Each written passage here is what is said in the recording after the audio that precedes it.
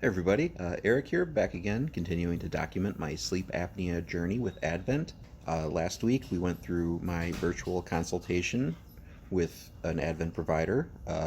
Now we're going to go into my actual virtual visit and exam.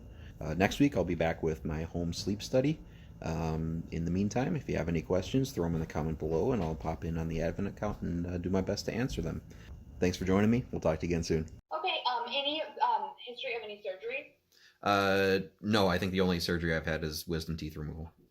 Okay. Any other medical issues that we need to know about? I don't think so. And you never had your tonsils out or anything like that? No.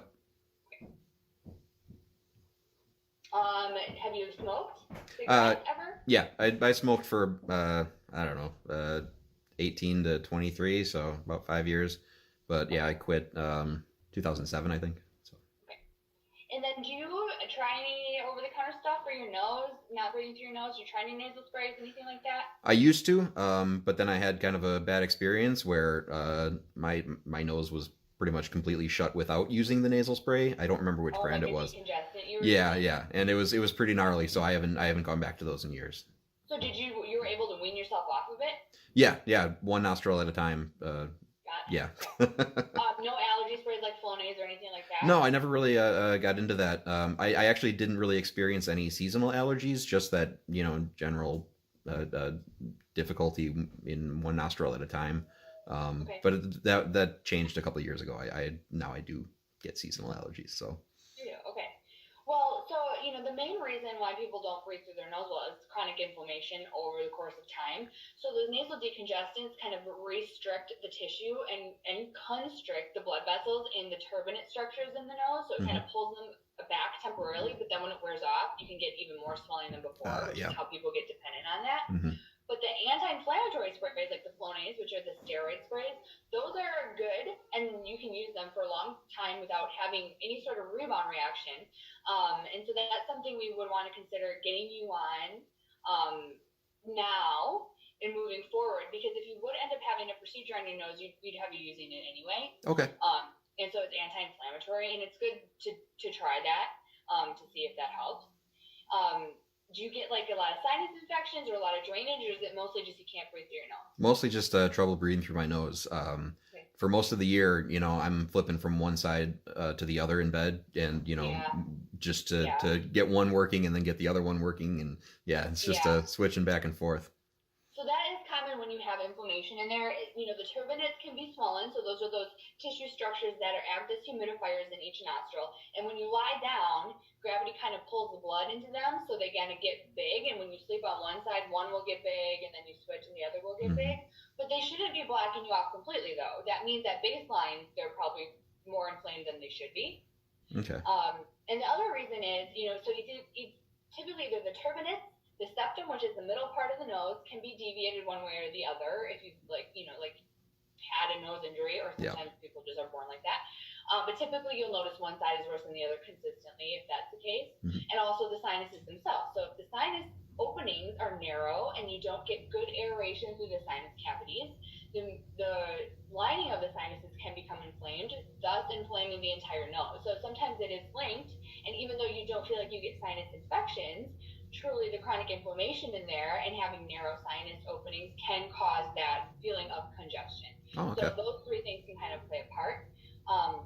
The ways to manage that are medical management, which you kind of tried in the past in the decongestants, and we'll add some steroid sprays to see if that helps. hmm Although I don't know if it's going to at this point, if this has been going on for years. Yeah. And then the next step is to do imaging of the sinuses and decide on if there is a way to open your nose and sinuses up with a procedure to get you breathing better through your nose to then go and treat the sleep apnea. Okay. Great. So I'm going to do a quick exam on you. hmm If you can just open your mouth to the camera for me. Perfect. Can you stick your tongue out? Tilt your head back just a little.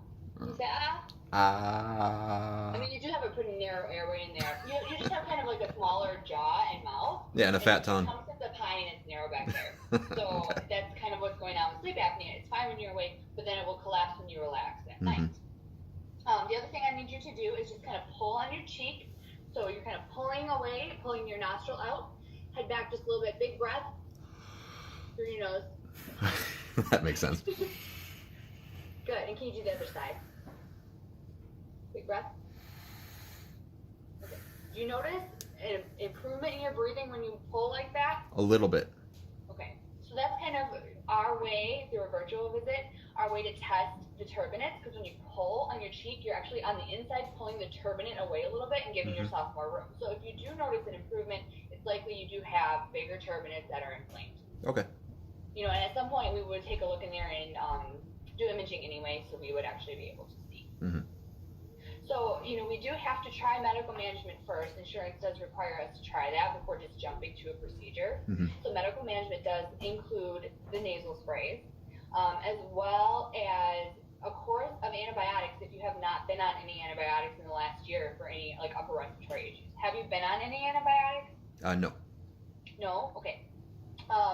Each insurance has a different requirement for what they want you to try before you can go get an imaging of your sinuses and a procedure. Okay. So that will kind of change the length of time you have to try this stuff for, basically. Gotcha. You are going to have to try a course of antibiotics for sure, at least one course, and the nasal sprays. Humana requires 12 weeks of nasal sprays. Oh, wow. And All right. 2 different courses of antibiotics. And then if you still don't breathe through your nose, then you can go. Anthem just requires 1 course of antibiotics and 4 weeks of nasal sprays. Okay. But they do, both of them require, if you feel like you have allergies, you have to get tested for allergies, which we do. It's simple. It's a simple skin test. We do that at the office. Okay. You know, and so in the meantime of getting you set up with all this stuff, we can get you scheduled for that too. Great. So the other thing is a sleep study. We'll get you set up with a take-home sleep study that will be sent to you. You wear it one night. Unless if they advise you to do 2 nights, but usually I think it's just 1 night, and then you send it back. And then once we have the results, we can go over that just to confirm where we are. And then, you know, even though we won't necessarily get you started right away on something, we'll know where your numbers are. We'll still be trying to fix your nose first, and then we'll address the sleep apnea. We just want to do it in the right order so we're not giving you another thing that's not going to work for you.